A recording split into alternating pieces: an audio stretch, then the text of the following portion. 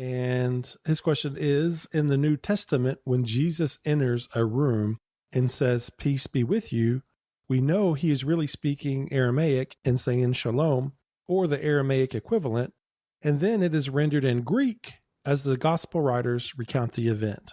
How much of the New Testament can we think of this way?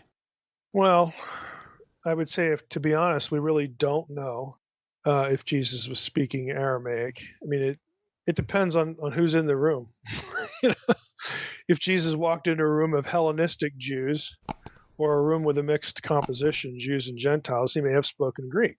I mean, we just don't know for sure what the scene was at any given point. You know, even if we have a scene in the Gospels, do we have a head count? You know, do we have an ethnicity count? Well, no. You know, sometimes we get more of an indication than others, but I mean, Jesus is part of a multilingual culture. And in a multilingual culture like, first century Judea, we can't really assume what anyone is saying at any given point is in this or that language. We can go with the odds, so to speak. So if Jesus walked in a room full of Jews from his hometown or part of Judea dominated by a Jewish presence, well, Aramaic's a pretty good bet. But if the parameters change, well, it could have done something else. You know, incidentally, Jesus, getting off into the Aramaic thing for a little bit here, Jesus isn't recorded as using Aramaic except in only a few places. There's Mark chapter 5, there's one in Mark 7. Some of these are parallel in Matthew. There's one in Mark 15. There are people, who have studied this Jeremias. I always get his. I don't even know if it's Jeremias or Jeremias, but I think it's Jeremias, a New Testament scholar. Back in the 60s, 70s, 80s, he had roughly a couple dozen Aramaic words in the Gospels in total, so that isn't a whole lot. There are still scholars today who would suspect or argue that instead of Aramaic as being the native tongue of Jesus, it might have been Mishnaic Hebrew. That's possible. For those who are interested in this, I'm going to post a few articles on this. I've collected some, and I'll pick out a few here from what I have. If you subscribe to the newsletter, again, you'll be given a link in each issue of the newsletter.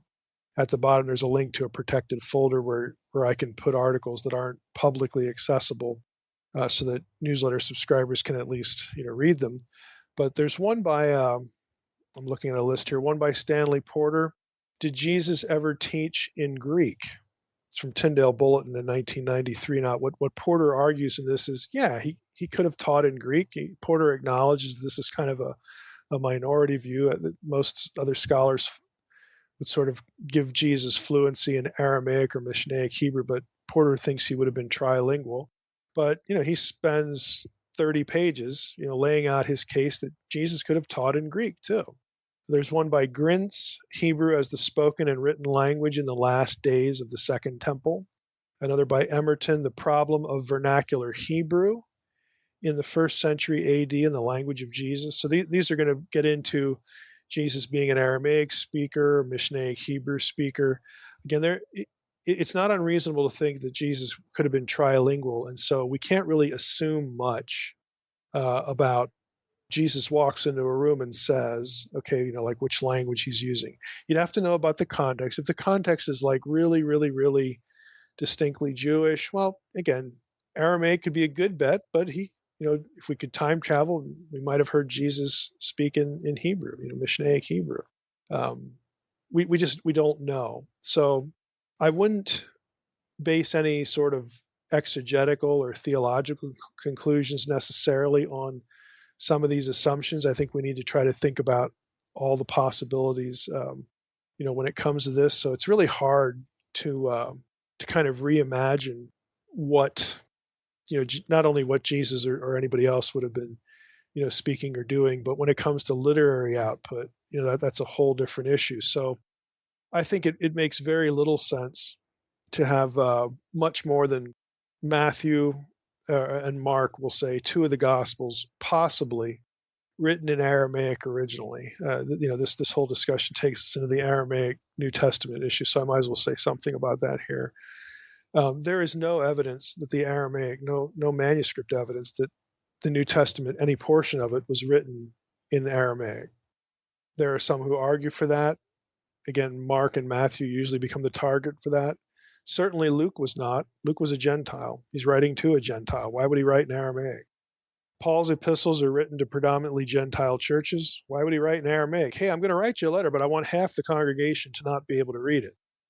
Doesn't make any sense. John is much later. He lacks Hebraisms in many cases, like Matthew. He has little to no literary dependence on Matthew and Mark. Again, if you're familiar with the synoptic debate, Matthew, Mark, and Luke, who wrote first, and the other two are dependent on that one. John is not in the synoptics for a reason. Most of the content in John is not in the other three. So he doesn't have a literary dependence on the synoptics. So again, that would suggest anyway that even if Matthew or Mark were written in Aramaic originally, John doesn't really care.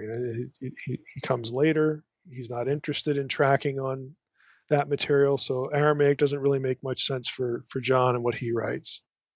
Maybe the Targums, maybe he might have used some Targums or been influenced by Targums, like in the word theology.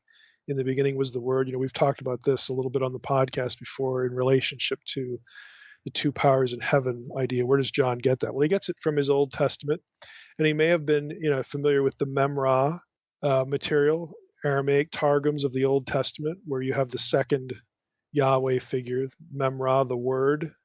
Memra is the Aramaic word for word, where you have the word of God inserted into certain passages.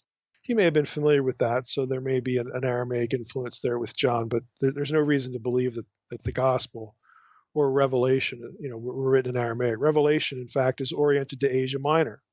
Churches in the first few chapters, again, this is predominantly Gentile. It's Gentile territory, predominantly Gentile churches. Why would you write in Aramaic? Even the general epistles that are aimed at Jews in the dispersion. Well, where's the dispersion? It's out in the Gentile world.